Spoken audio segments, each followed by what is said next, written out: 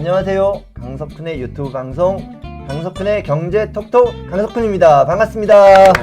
반갑습니다. 아침에 잘 일어나세요? 네, 저는 항상 기상 시간은 8시 반입니다. 몇 시요? 8시 반이요. 8시 반이요? 네. 밤이 좀 저 좀 야행성이라서 새벽 2시에 자고 8시 반에 일어나고 규칙적으로. 최근에 이제 새벽 배송이라고 해서 네. 이제 전날 주문하면 아침이 오기 전에 배송해주는 서비스가 지금 이제 대유행인 것 같습니다. 네네. 네, 맞아요. 후사라고 표현하니까 저는 뭐 캐리사라고 표현할 것 같긴 켈사? 켈리. 네. 예, 그렇기도 합니다만 이제 그 시장이 사실은 없던 시장이 열린 거죠, 그죠? 네. 근데 생각해 보면 저도 그 낮에 배송할 때는 차 막히는 게 굉장히 문제가 될 텐데 새벽에 배송을 하면 좋겠다는 생각을 했는데 그 생각을 왜 못했을까 하는 생각이 들기도 해요. 근데 이제 그런 새로운 시장이 열리는 거 보고 우리 특히 비즈니스 하시는 다인 씨는 어떻게 뭘 느끼세요?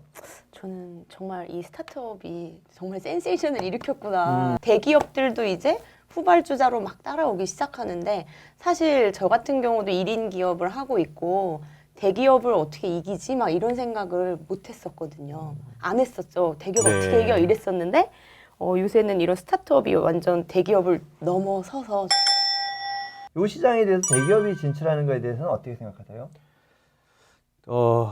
그 전형적으로 그냥 일반적이라고 생각을 합니다. 근데 이 대기업들이 봤을 때 이제 이것도 하나의 시장을 누군가가 개척을 해놨고, 내가 생각하지 못한 시장이 열렸네. 하지만 우리는 이제 자본금과 이제 바로 이제 시행할 수 있는 그런 실행력이 있어. 그래서 이제 진출을 했지만은 저는 그냥 그냥 대한민국에서는 그냥 일반적인 현상이다라고 그냥. 저는 또 그 컬리가 그렇게 앞서가는 경우에 특히 야간에 특히 새벽 이런 때 근로자들이 일을 하니까 네. 또 그들에 대해서 또 특별한 보호가 필요하지 않나 이런 생각을 할 수도 있을 것 같아요. 저도 그래서 사실 오늘 마켓컬리 얘기를 꺼낸 이유는 마켓컬리가 이렇게 들어오면서 제가 아까 말씀드렸듯이 1번 대기업이 들어온다. 2번 새벽에 근무를 한다. 3번 특히 저의 딸을 보고 느낀 건데 그 배달되는 식품이 신선식품 이런 거다 보니까 네. 신선식품을 주로 판매하고 있는 동네 마트 네. 이런 데가 좀 타격을 받을 것 같아요.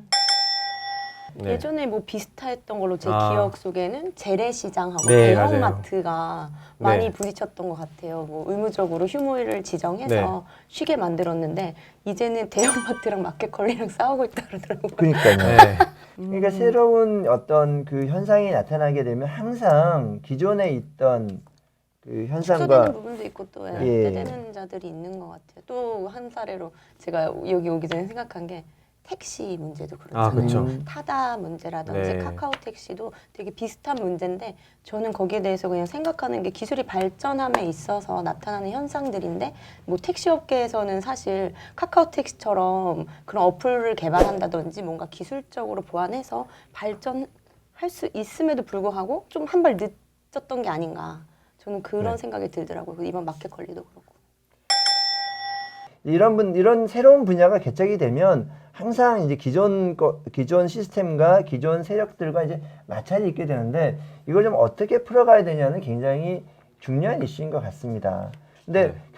경영하는 입장에서 놓고 보면 그 새로운 비즈니스를 보다 장려하려면 그런 것들 좀 더 적극적으로 정부가 좀 나서서 스타트업이 잘 되게 해줘야 되는 거 아닌가 싶기도 한데요.